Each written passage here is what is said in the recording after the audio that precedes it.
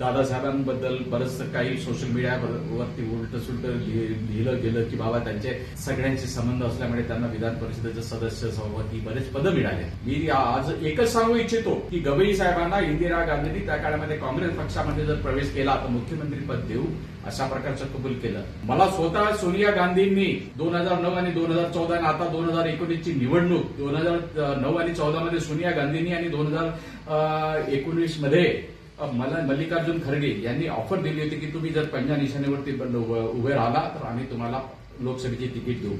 गवई परिवार हा सत्ताच्या मागे कधी नाही. सत्ता जर त्यांना पाहिजे असती तर याच्यापेक्षा मोठे मोठे पदं दादासाहेब गवईंना मिळू शकले असते, मलाही मिळू शकले असते. मी स्वतः एमबीबीएस पोस्ट ग्रॅज्युएट डर्मॅटॉलॉजी आहे. 28व्या वर्षी मी सोमय्या मेडिकल कॉलेजमध्ये टीचरचं काम करत होतो. आज मी कुठपर्यंत पोहोचलो असतो, परंतु पक्षासाठी या विचारासाठी आणि मी त्या पदाचा राजीनामा दिला आणि आजही आमची विचारधारा पक्का आहे. मैत्री राहीलच पण विचारधारा पक्का आहे.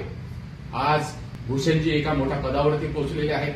गवई साहेबांचे जे काही विरोधक होते त्यांच्या पोटात दुखतंय आणि त्याच्यामुळे उलट्या सुलट्या ज्या सोशल मीडियावरती जे काही लिहिलं जाते ते गवई साहेबांचे विरोधक मुद्दामून भूषणजी मोठ्या पदावरती गेल्यामुळे त्यांच्या पोटात दुखत असल्यामुळे ते करीत आहेत. तेव्हा ठीक आहे, उलट्या सुलट्या होत आहेत पण काही पॉझिटिव्ह रिएक्शन सुद्धा आहे. त्याच्यामुळे मी त्याच्याकडे फारसं दुर्लक्ष करतोय. मी आई साहेबांना तर सांगेल की अजून आई साहेबांनी निर्णय घेतलेला नाही.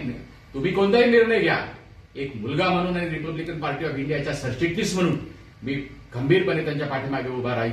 कारण की सोशल मीडियामध्ये पॉझिटिव्ह निगेटिव्ह होत राहते, लोक करत राहतात. मला काय त्याच्यावरती जास्त बोलायचं नाही, बोलता येईल पण अजून त्याच्याबद्दल दुर्लक्षच करणं बरोबर राहील.